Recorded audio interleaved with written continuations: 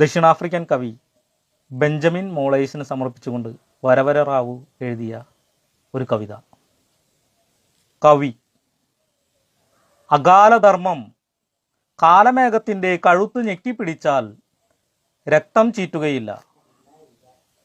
അകാലധർമ്മം കാലമേഘത്തിൻ്റെ കഴുത്ത് ഞെക്കിപ്പിടിച്ചാൽ രക്തം ചീറ്റുകയില്ല. കണ്ണീരും വർഷിക്കില്ല. മിന്നലായി ഇടിമുഴക്കമായി ഒരു മഴത്തുള്ളി, അത് വെള്ളപ്പൊക്കമായി. പെറ്റ അമ്മ കണ്ണുകൾ തുടച്ചുകൊണ്ട് ജയിലിനു വെളിയിലേക്ക് കവിയുടെ സന്ദേശം പാടിക്കൊണ്ടു തന്നെ വരുന്നു.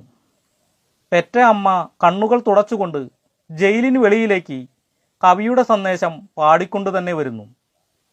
കണ്ഠം സ്വരമായി, സ്വരം സ്വാതന്ത്ര്യഗീതമായി. ഗീതം പോരാട്ടത്തിൻ്റെ ശക്തിയായി മാറിയപ്പോൾ കവിയെ ശത്രു ഭയപ്പെടുന്നു. കഴുത്തിൽ കയർ കുരുക്കുന്നു.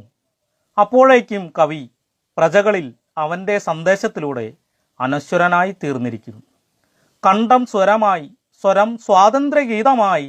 ഗീതം പോരാട്ടത്തിൻ്റെ ശക്തിയായി മാറിയപ്പോൾ കവിയെ ശത്രു ഭയപ്പെടുന്നു. കവിയെ തടവറയിൽ വയ്ക്കുന്നു. കഴുത്തിൽ കയർ കുരുക്കുന്നു. അപ്പോഴേക്കും കവി പ്രജകളിൽ അവൻ്റെ സന്ദേശത്തിലൂടെ അനശ്വരനായി തീർന്നിരിക്കും. തൂക്കുമരം ഒരു ത്രാസ് പോലെ ഭാരം തൂങ്ങുന്നു, താഴുന്നു.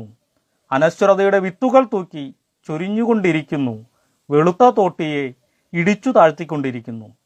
തൂക്കുമരം ഒരു ത്രാസ് പോലെ ഭാരം തൂങ്ങുന്നു, താഴുന്നു.